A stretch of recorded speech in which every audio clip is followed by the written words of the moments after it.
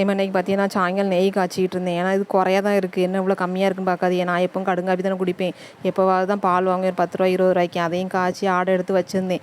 என்னைக்காவது ஒரு நாளைக்கு உதவும், அன்னைக்கு காய்ச்சிக்கலாம் அப்படின்னு சொல்லிட்டு கொஞ்சம் ஆடை சேர்ந்துச்சா உடனே சரி நெய் காய்ச்சுவோன்னு காய்ச்சிக்கிட்டு இருக்கேன். இன்றைக்கி சரியான இடுப்பு வலி. ஏன்னா பீடு சுற்றிட்டு இருந்தேன் பற்றியெல்லாம் ஒரு 4 மணி நேரத்துக்கு சுற்றிருக்கேன். ஆனால் அது ஒரு 100 ரூபாய்க்கு கூட ஒப்பேராது. ஆனால் சரியான முதுகு வலி. அதனால் என்ன செஞ்சேன், இந்த நெய்யை காய்ச்சி வச்சுட்டு மேலே போய் காத்தால கொஞ்சம் நேரம் நடப்போம் அப்படின்னு சொல்லிட்டு மேலே நடக்க வந்துட்டேன். அப்படியாவது கொஞ்சம் உடம்பு ரிலீஃப் ஆகுதான்னு பார்க்கலான்ட்டு.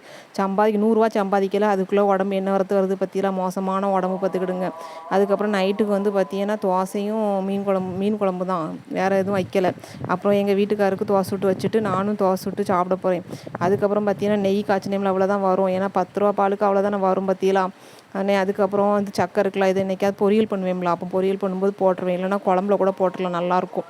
அப்புறம் வேலையெல்லாம் முடிச்சாச்சு, பாத்திரம் கழுவியாச்சு, சோத்துக்கு தண்ணி ஊற்றியாச்சு. இனிமேல் அவ்வளோதான், சாப்பிட்டு படுக்க வேண்டியதான். உடம்பு அந்த வரத்து வருது.